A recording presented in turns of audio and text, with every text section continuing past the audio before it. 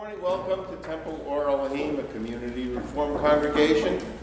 As you all know, we have a special presentation today about Colonel David Mickey Marcus, who, as you know, should know, is the Israeli general of the War of Independence in 1948.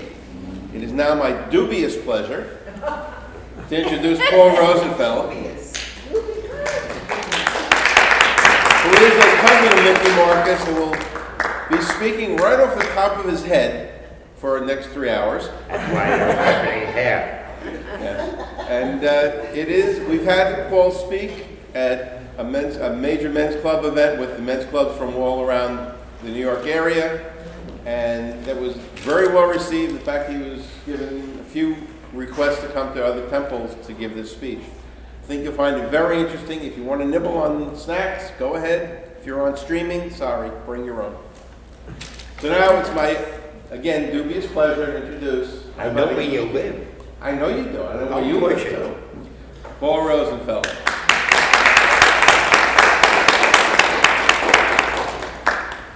Good morning, everybody. Before we get started, just one favor.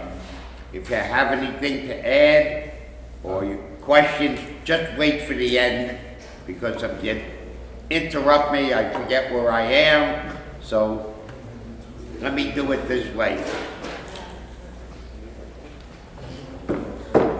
His story starts before he was born. His family lived in Romania, by the end of the 19th century, they had another son called Michael. Times were always bad in Romania for the Jews, but they now had an excuse to leave the country. The United States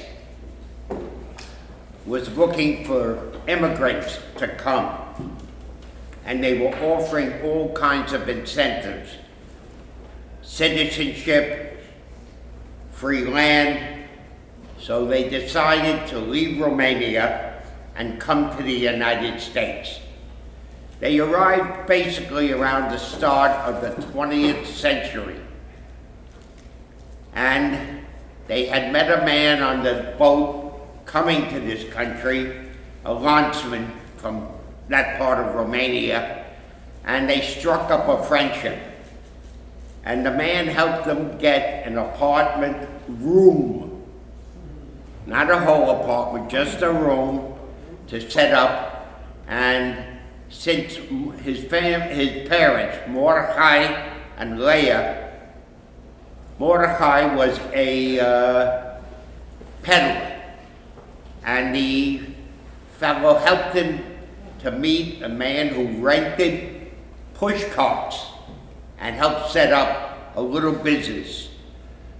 So he became a fruit and vegetable peddler on the Lower East Side. And in 1902, they had another son, David Daniel Marcus. He was born, like I said, 1902, and my mother was born in 1901.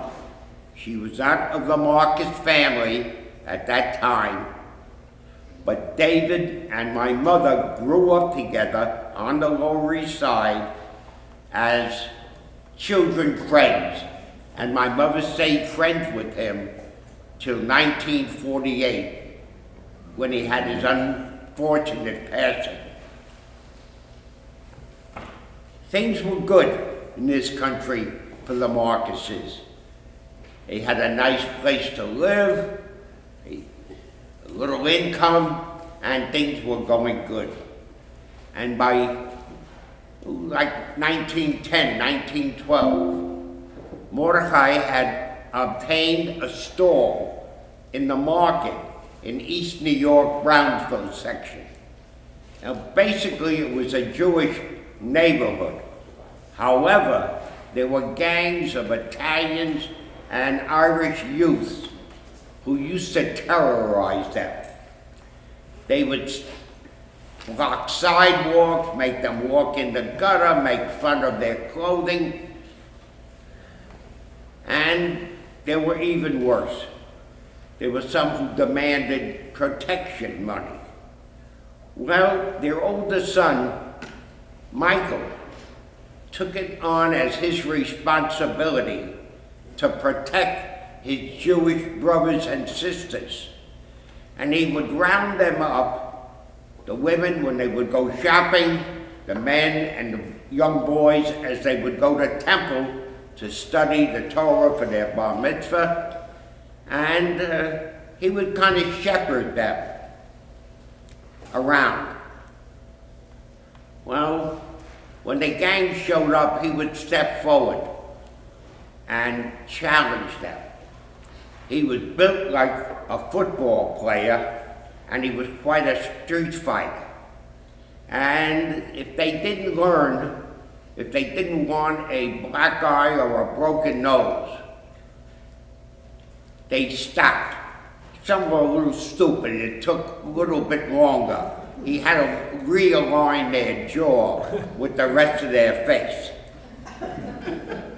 Well,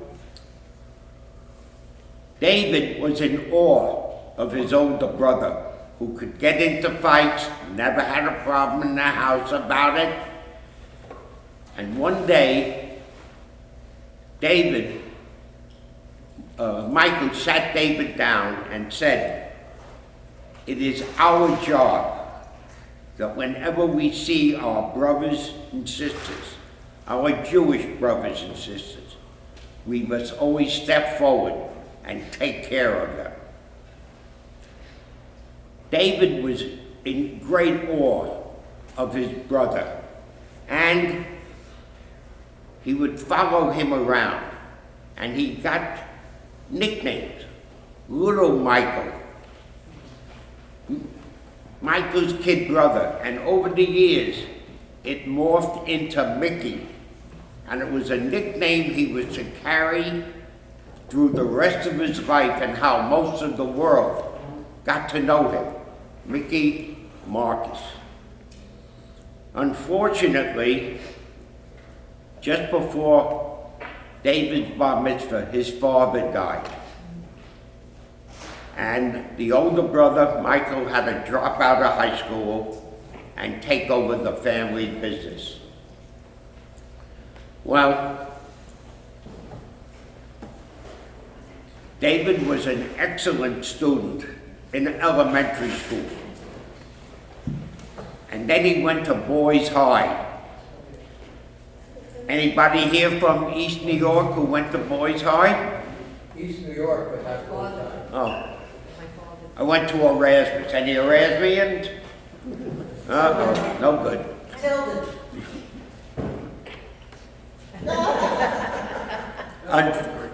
Well, he got into Boys High, and he took to academics like a duck takes to water. He was in this honor class, this extra. He was terrific.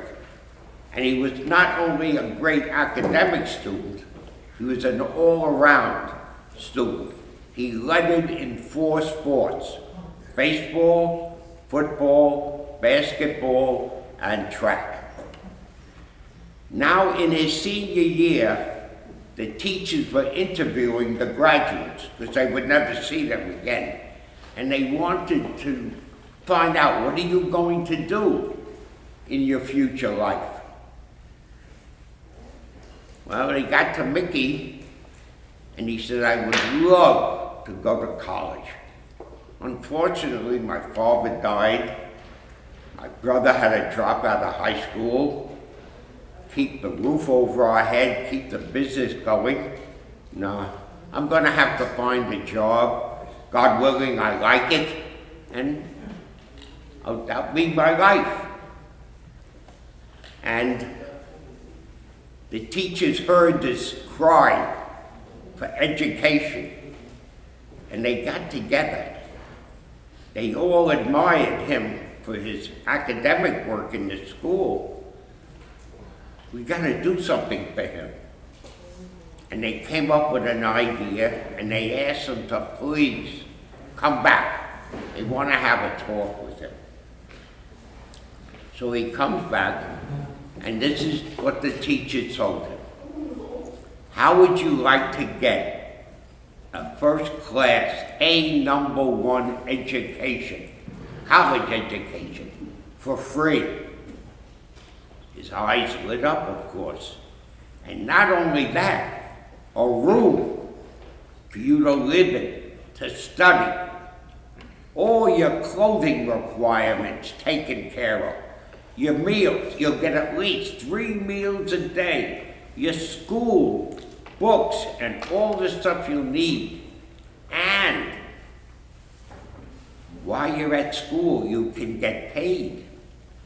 This way, since all your expenses are paid, you can have that money sent back to your family, take the stress off your brother, and things will be good. He said, where does such a miracle like this occur?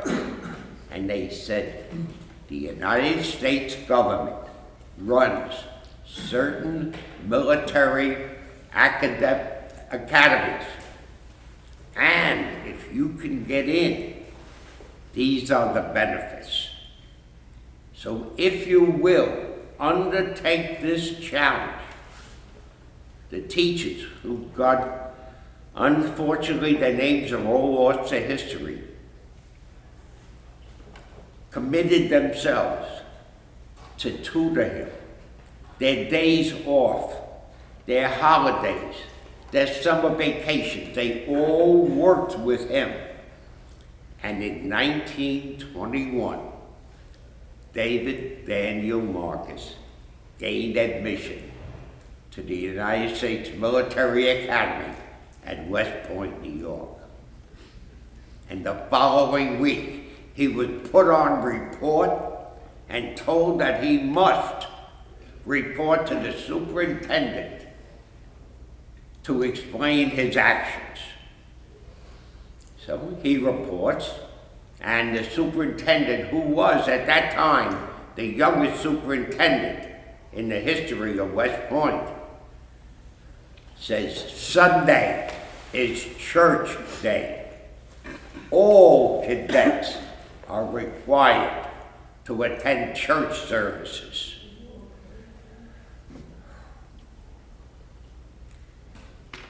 We take attendance.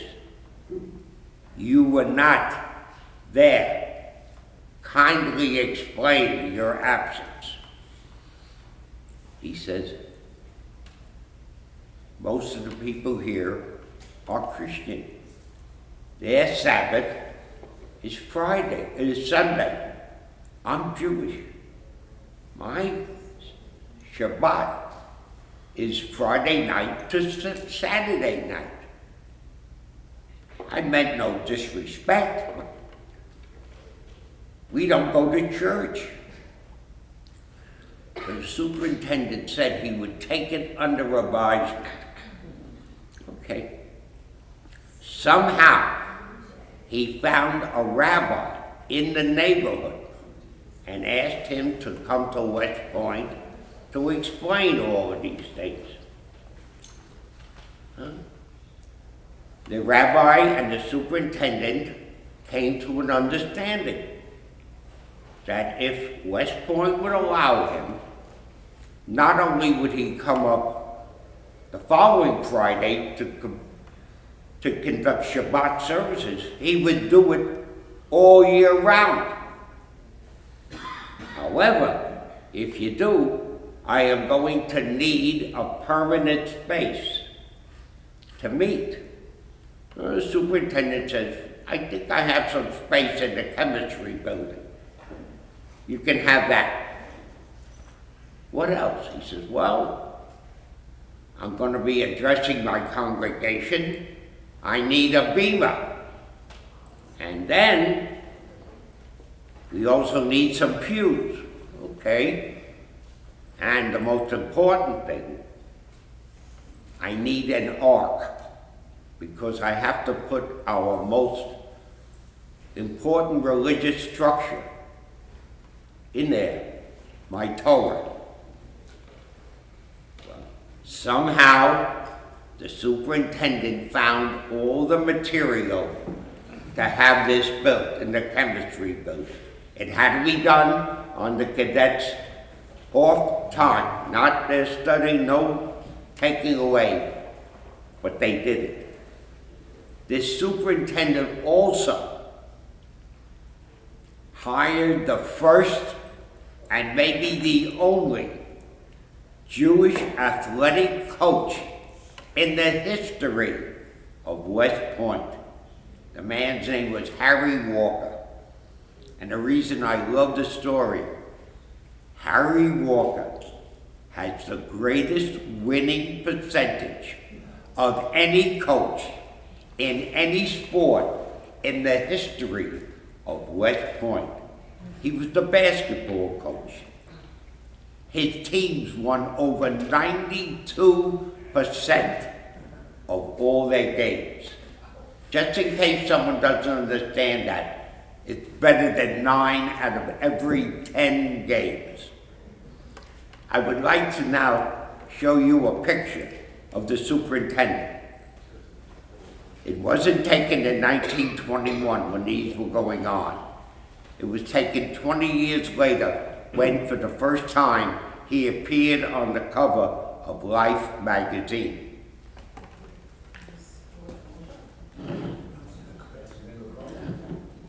This is the man. And if you don't recognize him, he's the most brilliant military man in the history of West Point. General of the Army, Douglas MacArthur, did that for the Jews at West Point. It was the start of the Jewish chapel. All religious buildings in the military are referred to as chapel. Nobody gets a better name, a bigger name. They all get the same name, chapel. Anyway, Mickey goes. He's attending West Point. Everything is going good. First year, you're restricted. Nothing. There's no time off. There's no social events. But as you get higher in grades, you have these.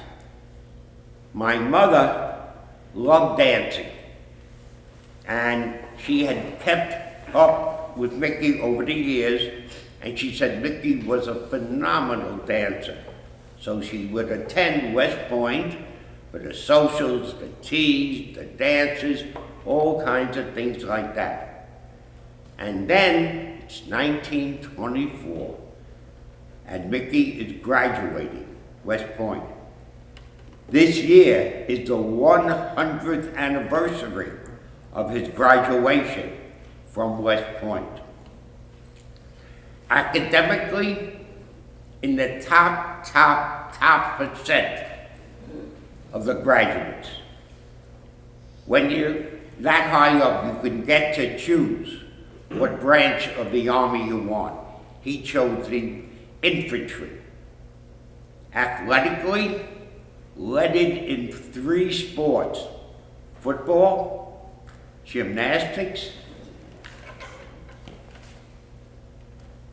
That's him in his boxing outfit.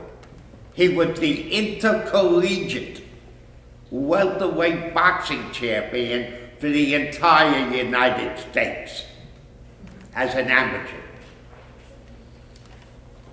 He also won the most prestigious international scholarship. Senior moment, give me a second.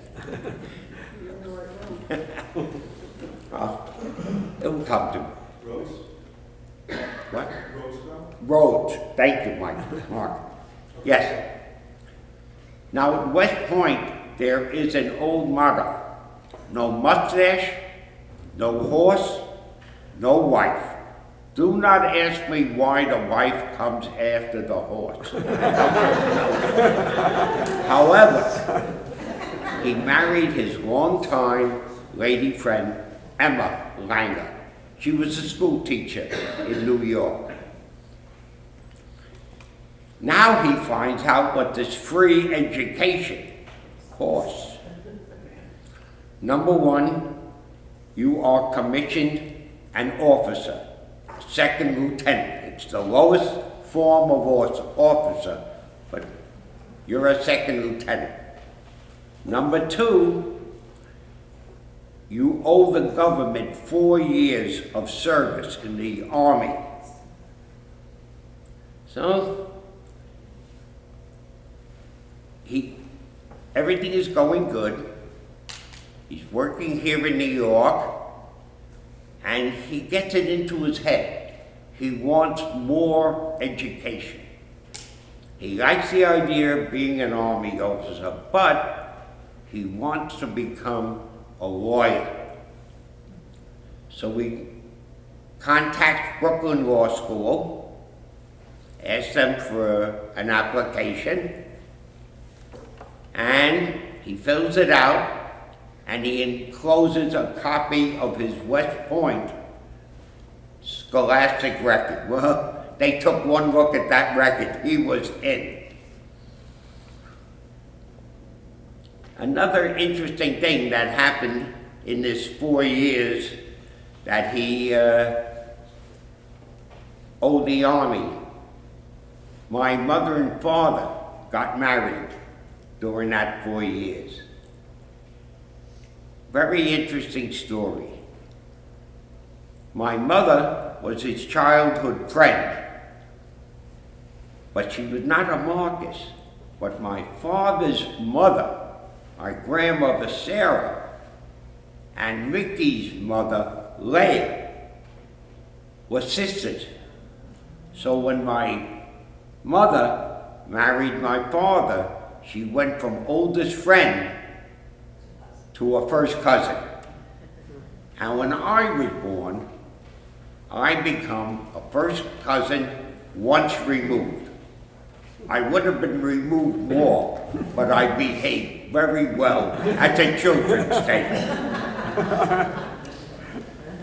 Well, he gets the Department of the Army to give him a leave of absence from that 4 years, but he joins the active reserve just to keep up with his military career. He goes to Brooklyn Law School, graduates again, the top, and it was 1930. The Depression is on. No jobs. However, the New York Manhattan DA's office, not the DA's office like we have today, they would offer ADA jobs, Assistant District Attorney jobs, to the graduates, the higher graduates of the law schools locally, and they offered him a job. Well, with the Depression on, you didn't question a job, you just took it. In the next few minutes, I'm going to mention a lot of names you probably have forgotten about, but they're going to come back. They all had, some had a little bit, some had a lot to do with his career. Number one, the DA in Manhattan was known as the criminal broker. His name was Thomas E. Dewey. Became governor of New York State and unsuccessful candidate for president of the United States.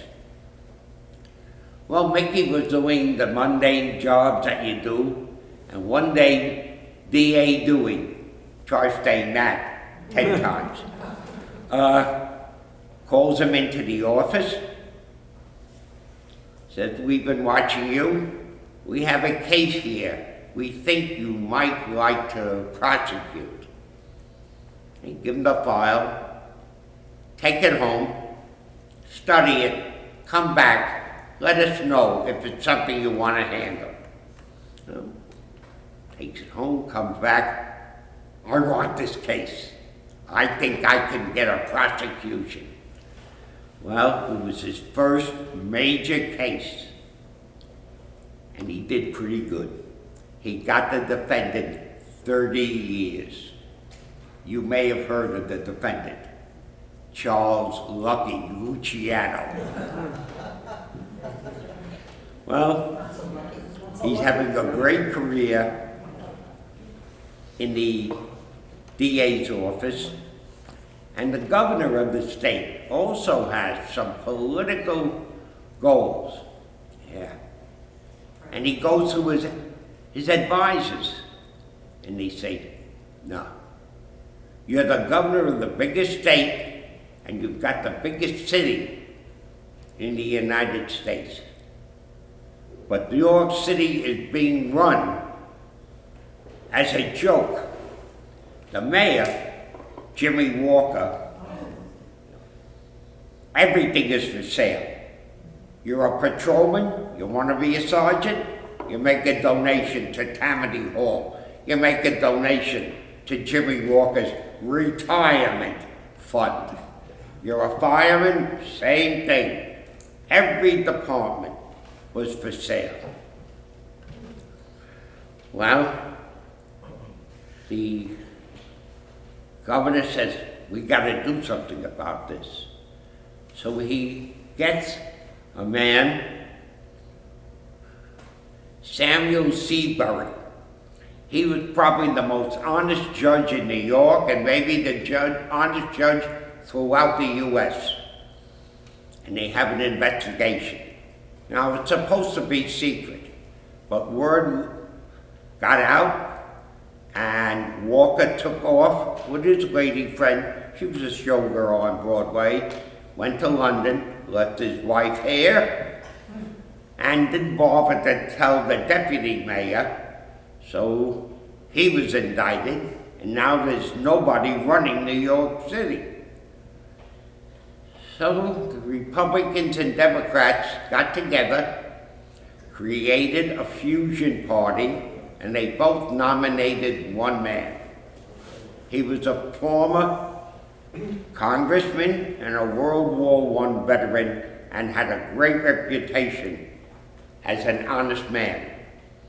His name was Fiorello LaGuardia. Well, one of LaGuardia's first acts, he made Mickey Marcus the youngest judge in New York at that time. Then he made him Commissioner of Corrections, but Marcus had not forgotten about his military career. And while he's in the administration of LaGuardia, he's attending all the Army schools, staff officers, general staff officers, all of these, to build up his career. And by 1939, he's a lieutenant colonel in the Army. 1939 was not a good year. There were war clouds all over the world. Mussolini, the Prime Minister of Italy, he wanted to recreate the old Roman Empire, and the Ethiopians had defeated the Italian army in 1890 something, so he invades Ethiopia. The Japanese have no natural resources in their country, but they looked at China because China was in a state of flux. The nationalists were fighting the communists, there was no law and order, and China had many provinces with natural resources. So the Japanese invaded China, took Manchuria away from them, renamed it Manchukuo, and attacked the rest of China. And then we have Hitler in Germany.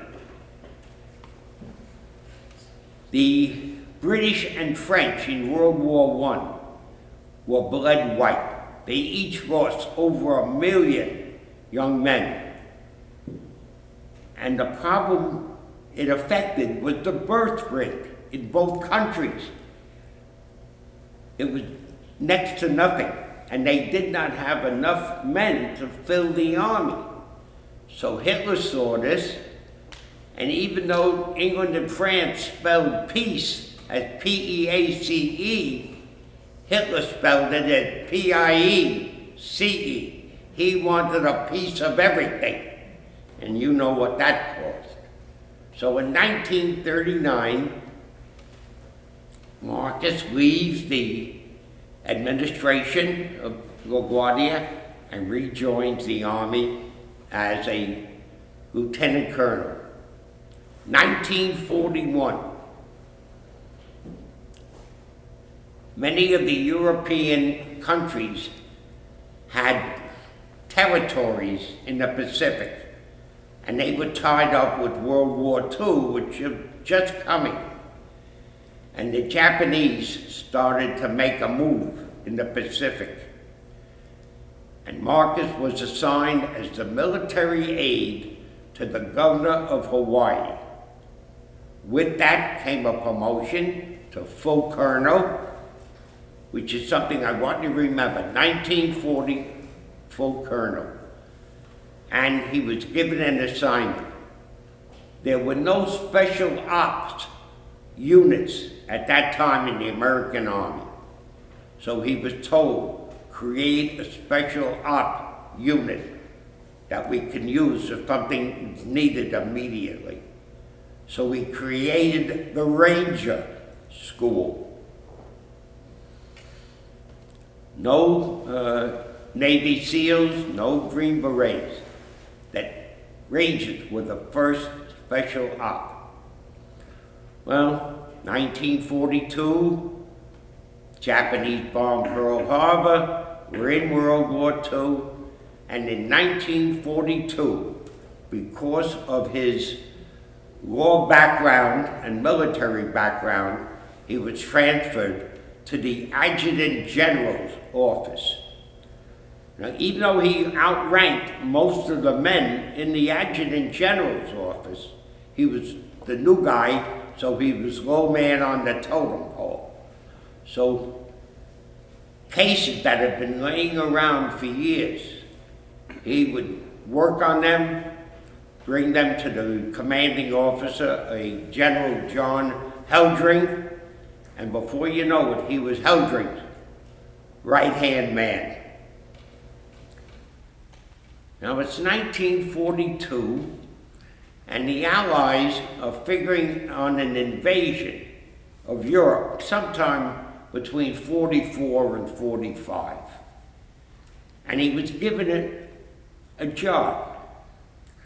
Now, if and when we invade the southern part of Europe, France, we want you to replace all the administrative people, the mayors, the aldermen, the governors of Vichy France with small d democratic administrators. At the same time, Russia has been fighting Germany now for over 2 years. And they're begging the Allies, start a second front, take some of the pressure off us. Well, Churchill came up with an idea. We'll attack the soft underbelly of Europe, Italy. And an American army led by George Patton and a British army led by General Montgomery attacked Sicily. Took them 6 weeks, but they drove out the Italians and the Germans. And they all fled back to Greater Italy. Well, the Italians finally realized they'd been sold a bill of goods. And Victor Emmanuel, the king of Italy, wanted to switch sides. So Marcus, again, because of his legal and his military background, was asked to write the surrender document for the Italian army and the Italian government in World War II. Well, now it's like 1944. Word is coming back from Europe, practically daily, of what's happened to his people in Europe, the atrocities. And he goes to one of his classmates at West Point. The man's name was Maxwell Taylor. Maxwell Taylor was the commanding officer, the brigadier general of the 101st Airborne, the paratroopers. He says, I've got to get in. They've made me an administrator, but I was trained as a soldier. They're killing my people. I must get in. So Taylor had his office write special orders for Marcus to parachute into Normandy with the Pathfinders of the 101st Airborne on June 5th, 1944. The significance of that day is that the invasion of Normandy was on June 6th. This was the first invasion on the 5th. It was practically a suicide mission. Their job was to secure the drop zones for the paratroopers, cut the lines of communication from Normandy back to German headquarters, and fight with the Germans. Well, it took about 2 months after the invasion for headquarters to catch up with Marcus. They recalled him and read him the Riot Act. You are never to get into a combat situation again. We have millions and millions of men with rifles, but we don't have men with your ability. So no combat for you. And he was posted now to General Patton's 3rd Army as a tactical planning officer. As Patton's army is rolling across Europe, they're freeing some prisoner of war camps, some labor camps, and of course even some concentration camps. And they've got like 10,000 people now attached to his army, but he's rolling across Europe. He can't take care of these people. So he picks Marcus to set up a unit to take care of these people. Their housing, their medicine, their food, their clothing. He had to requisition all of this. And by doing so, he saved thousands and thousands of lives. 1944, the Big Three were having a meeting at Potsdam. Churchill, Stalin, Roosevelt. He is posted to Potsdam as an advisor to President Roosevelt. When you see pictures, you see 3-star generals, 4-star generals and admirals, members of Congress, of the Senate, Department of Justice. He's only a colonel. Generals don't even talk to colonels. They're so high up. Well, he was giving them advice. Now it's 1945. The Germans are beaten. The Russians are coming in from the east. The Allies are coming in from the west, the Americans, the French, the English. Hitler commits suicide. And Marcus is now posted to Germany to write the surrender document for the German army and the German government. So far, 2 out of 2. And even though he wasn't involved in the Pacific, they used his surrender documents as a basis for writing the surrender document for the Japanese also. So he was 3 for 3 on the surrender documents. Okay, he now gets what turned out to be his last major assignment. He was to create the trials for the Nazi bigwigs at Nuremberg. Now, there were always rules and regulations about killing and raping and pillaging, but nothing had ever been done on this industrial state that the Germans had done it. And none of the laws would affect them. They had to create a whole new section of laws called Crimes Against Humanity. And Marcus was made the chief of the criminal division who were taking care of this. Well, the trials start, and the number one interrogator for the United States was a man called Robert Jackson. Jackson was the Attorney General and later on would become a Supreme Court Justice. He was interrogating Hermann Goering, the number 2 man in the Nazi setup. Well, when you see pictures of Goering, he looks like an overstuffed sausage. Fancy uniforms bedecked with medals, almost a clown. He's a very, very smart man.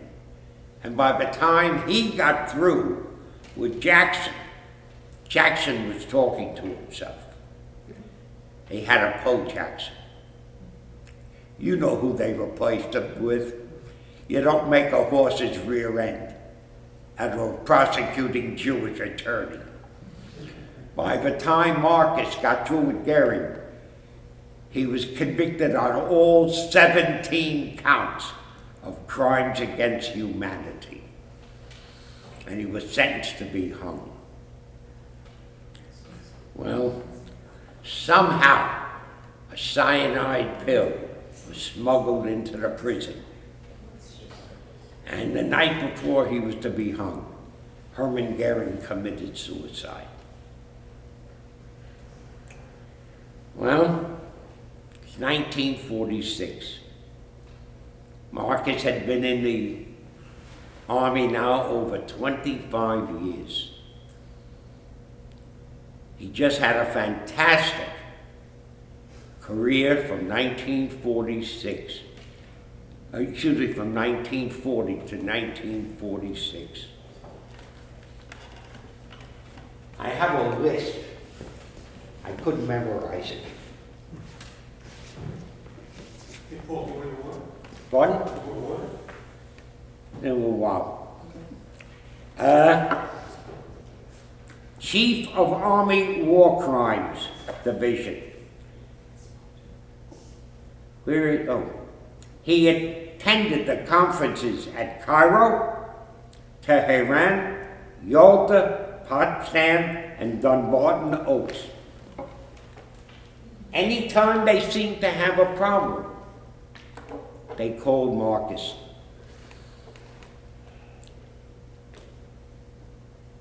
He said, "I've had it. I'm retiring from the Army." Well, the Army thought they had him there forever. So they came up with a plan. General Heldring, who was in charge of the Adjutant General's office, was not a healthy man. But with the war on, he could not retire. Now, the war was over, we will give you, Marcus, the assistant job. And this way, General Heldring can retire, you'll move into his seat, and we'll give you the gold. of every cadet that goes to West Point.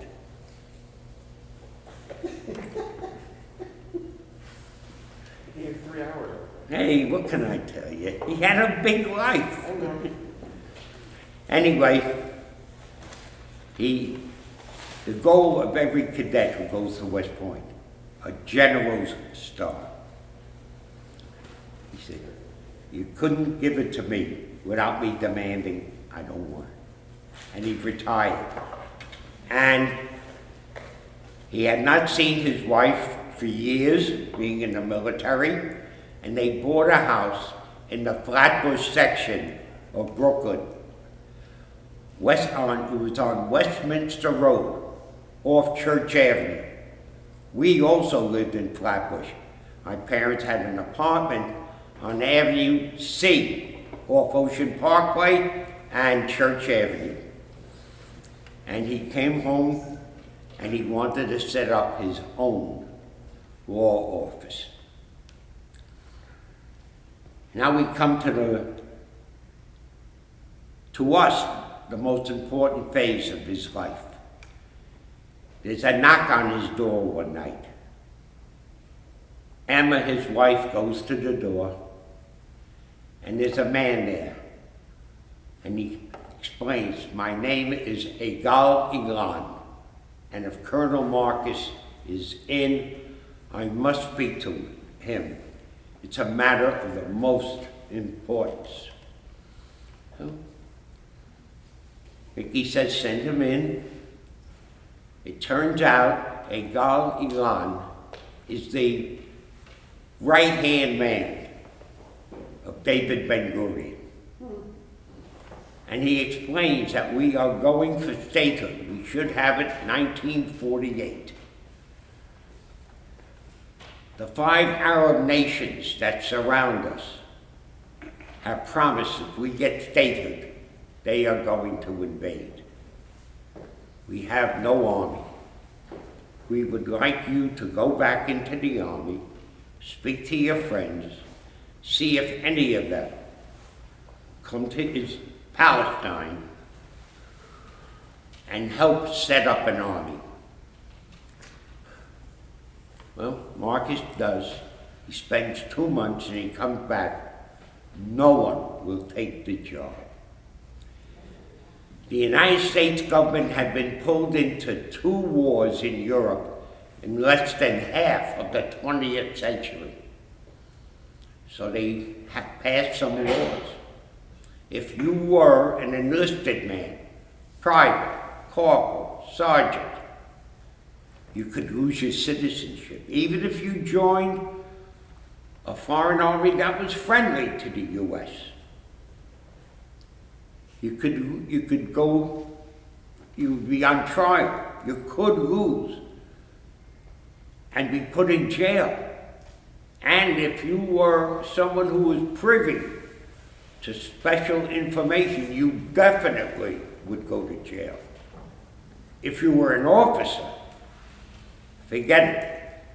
You lose your rank, your pension, any benefits, and definitely go to jail. Well, Marcus remembered what his brother had taught him. Your people are in trouble. You must be there. I will take the job. And he started going between the United States and Palestine, making a survey of what they had. They had next to nothing.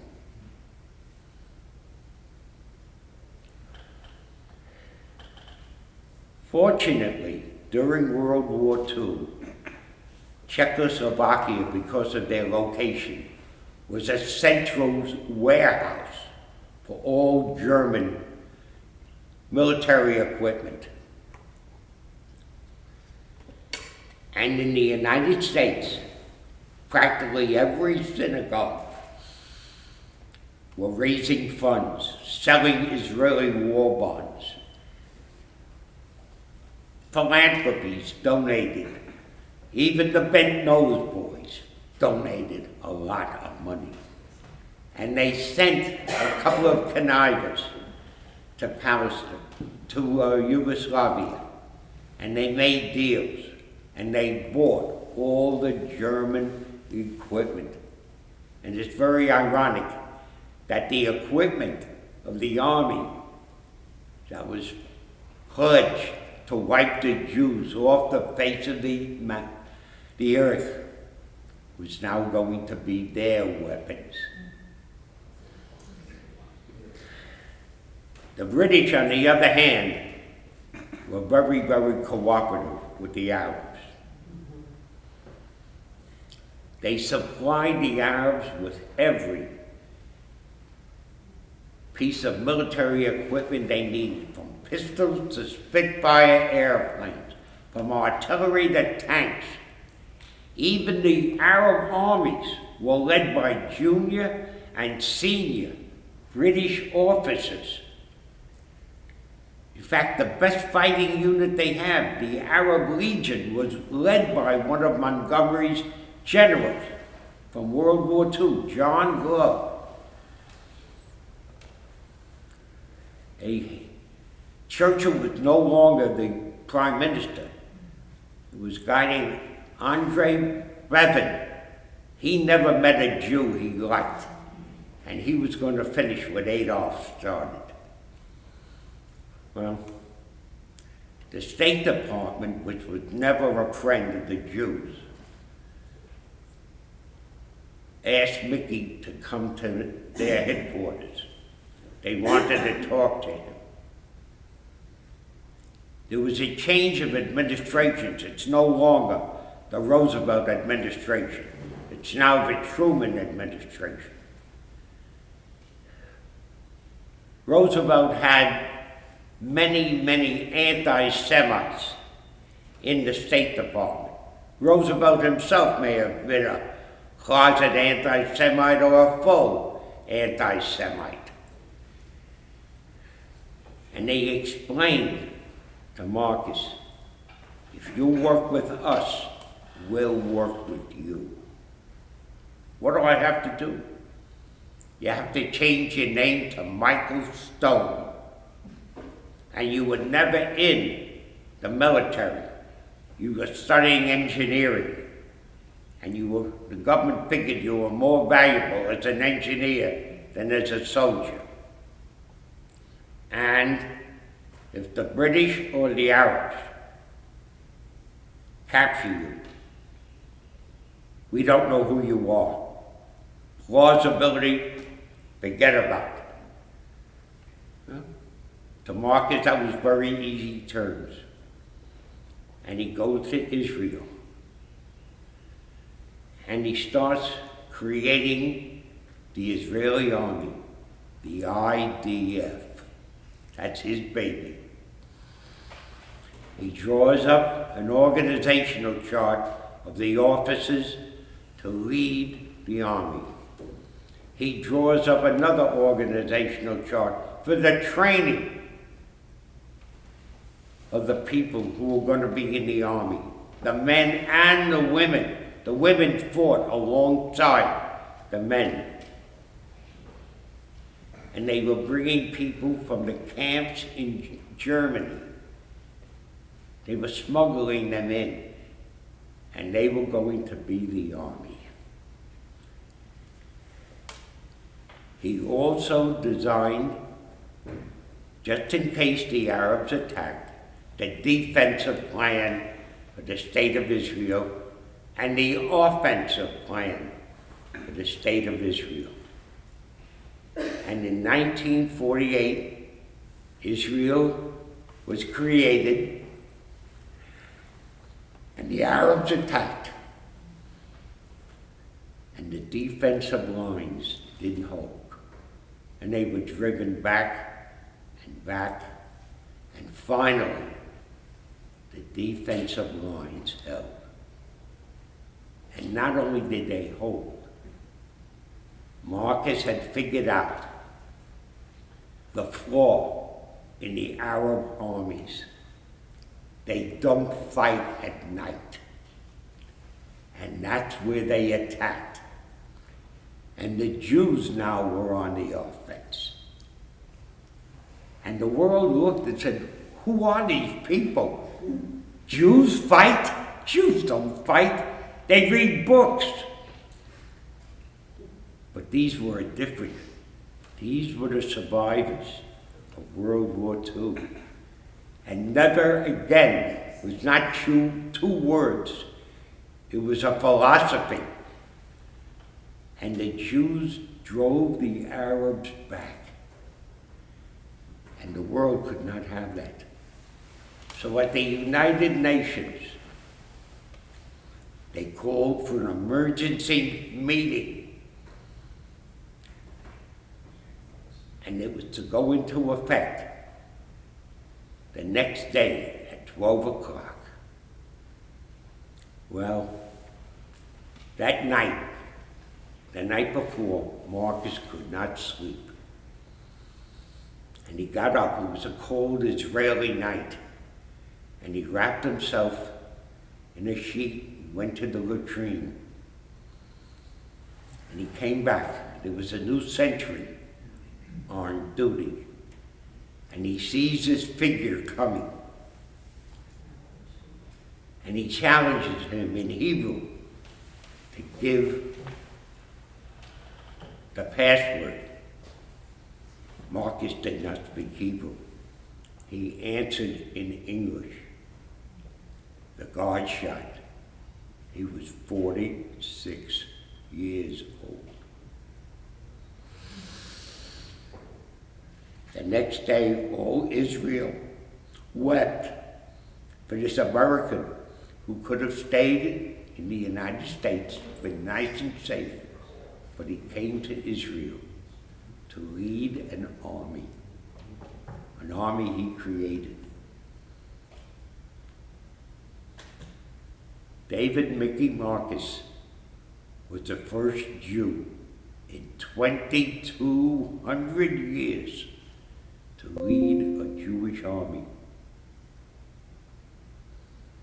He had also been given and promoted directly by David Ben-Gurion to the highest rank, a roof commander ever of the Israeli army.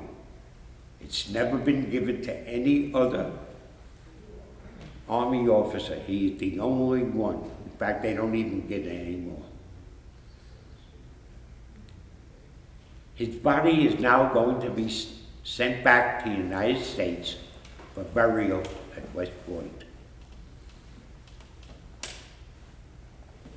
At his funeral in Israel, Ben-Gurion spoke, and he summed up his talk by saying that Mickey was the best man we had. Then Rabin spoke. By the way, the picture over there on the end shows Rabin and Egal Elan, who was the youngest general in the Israeli army at that time. I love what Rabin said. He was there when we needed him. I don't speak Yiddish. I only know some words. And my favorite word is beshed. If you look it up in an English to American, English to Yiddish, or Yiddish to English, it's a four-letter word, faith. I think what Rabin said was the perfect definition. He was there when we needed him. His body was now flown back to West Point, where he's the only officer buried at West Point who died while wearing a foreign uniform. The uniform of the idea that he created.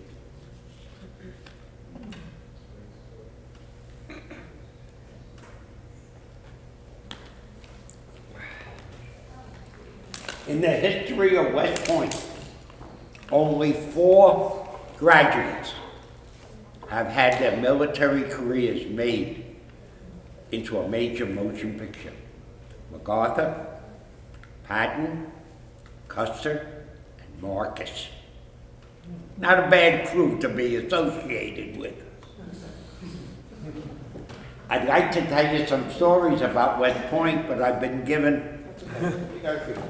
Okay, I can do it. The first graduating class at West Point was 50% Jewish. 1804. There were 2 graduates. But one of them was Aaron Levy, who had quite a career in the American Army. The second book, the little blue book, was a project of the art department at Erasmus Hall High School before I got there. It's a children's book about Marcus.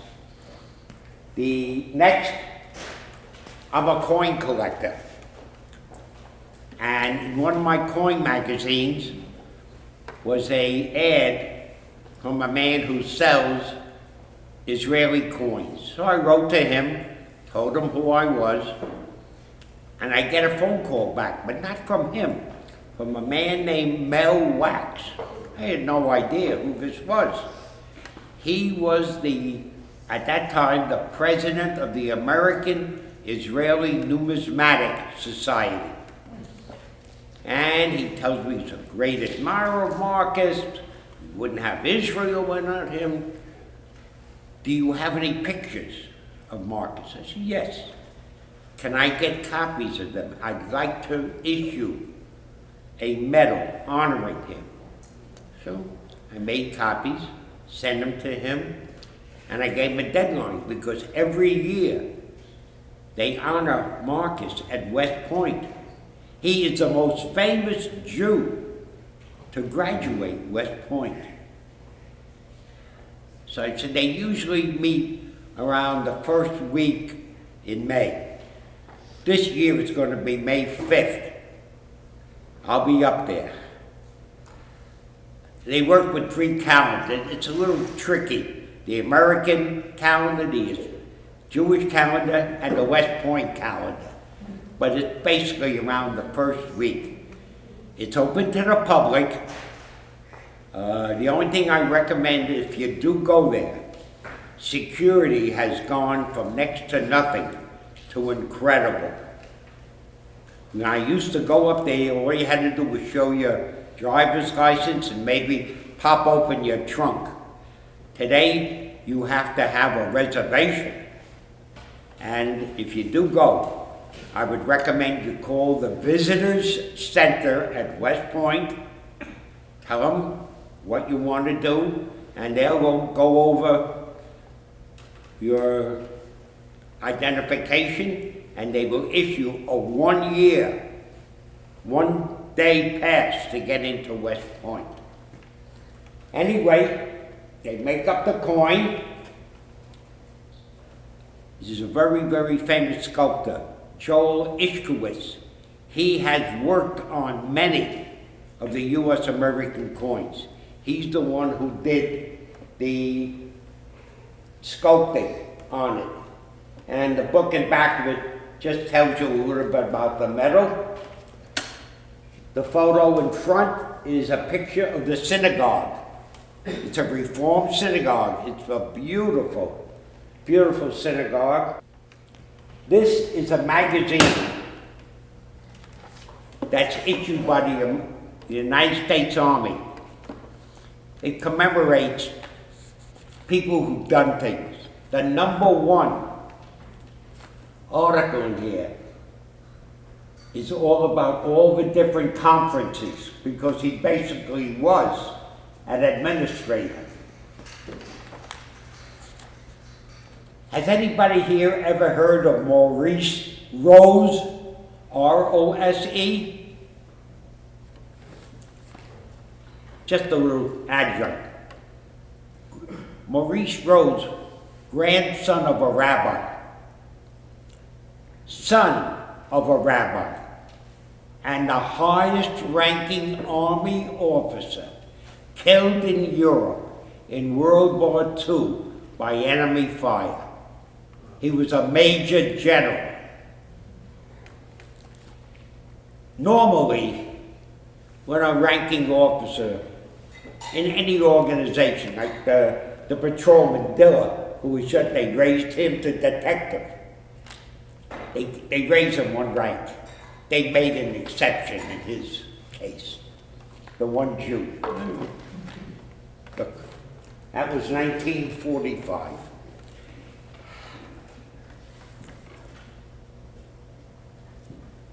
In their lives, Washington and Marcus had many things in common.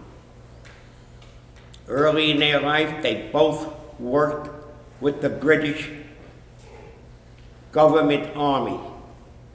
Washington, the French Indian Wars, Marcus, World War II.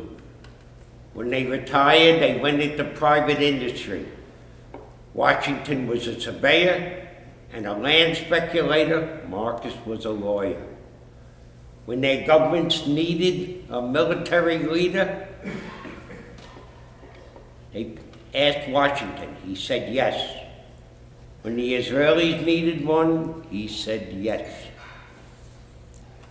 When they created their armies, as we learned in school, the Revolutionary Army was merchants, farmers, ordinary people. Israel, they had some professionals, the Palmach, the Haganah, but they really weren't. They were more like police forces. And they had the remnants of what was left of the Jews in Europe. And then the pessimists said to Washington, England has the greatest land army in Europe. You can't beat them. And they said the same thing to Marcus. 500 million people. You can't beat the Arabs. Well, maybe there was a miracle in Washington's time and Marcus's time, because they both defeated odds they couldn't beat. Later on, when they retired, there's a custom in the American Army that no officer shall ever have a higher rank than George Washington. And he and General Pershing have the highest rank ever given an American Army officer, a 6-star general. Only those two. Marcus, like I told you earlier, a roof commander, the highest rank. Unfortunately, that's where it ends. And I basically just have one more thing to say. David, Daniel, Mickey Marcus's birthday is February 22nd. It is the same birthday as George Washington. Coincidence or b'shed? That's it. I want to thank you all for coming.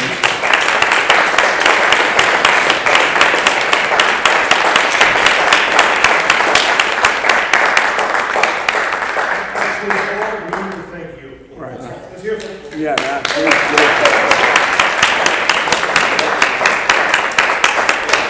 I never got to meet the man. There you go.